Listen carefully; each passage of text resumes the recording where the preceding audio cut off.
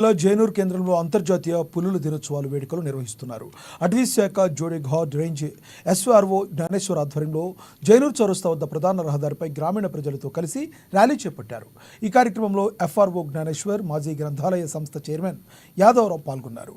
అడవులను ప్రతి ఒక్కరూ, అడవుల్లోని పులులను, ఇతర వన్యప్రాణులను మానవులందరూ రక్షించాలని తెలిపారు. జీవ వైద్యాన్ని కాపాడినప్పుడే మానవుల జీవన మనుగడ ఉంటుందన్నారు.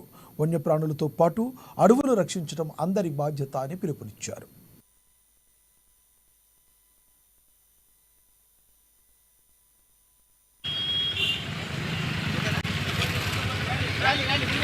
ఈ మంచి కార్యక్రమం మనం అడవులను రక్షించాలి. ఈ అడవులను రక్షించడం బాగా జంతువులను కూడా రక్షించాలి. ఈ పులి ఉంటేనే మనకు వర్షాలు పడితేనే పంటలు పడతాయి. ప్రతి ఒక్క జీవం అనేది అడవులలోనే ఈరోజు మనకు అన్ని కలుగుతున్నాయి. ఎందుకంటే వర్షం లేనిది ఈ ప్రపంచంలో ఎవరు బతకరు. వర్షం ఇంపార్టెంట్, కానీ అడవులను పెంచాలి, జంతువులను కాపాడాలి. అప్పుడు కాపాడినప్పుడే మనకు అన్ని విధాలుగా మనకు సమతుల్యత అనేది ఉంటుంది. పులుని రక్షించుకోవాలా.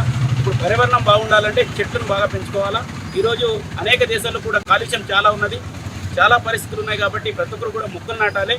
ఉన్నటువంటి ప్రాణులను కూడా, అడవిలో ఉన్నటువంటి పులులు కావచ్చు, ఇతర జంతువులను కూడా వేటాడకుండా జీవ వైవిధ్యాన్ని మరి కాపాడుకోవాల్సిన బాధ్యత మన ప్రజలపైన ఉంది. కాబట్టి మనం ఇటు జంతువులను, అదే అటవీని పెంచితేనే మనకు మనుగడకు మంచిది. కాబట్టి మరి ఇటువంటి అంతర్జాతీయ పుల్ల దినోత్సవం సందర్భంగా ఈ గ్రామంలో ఉన్నటువంటి, మండలంలో ఉన్నటువంటి గ్రామ ప్రజలందరూ కూడా మరి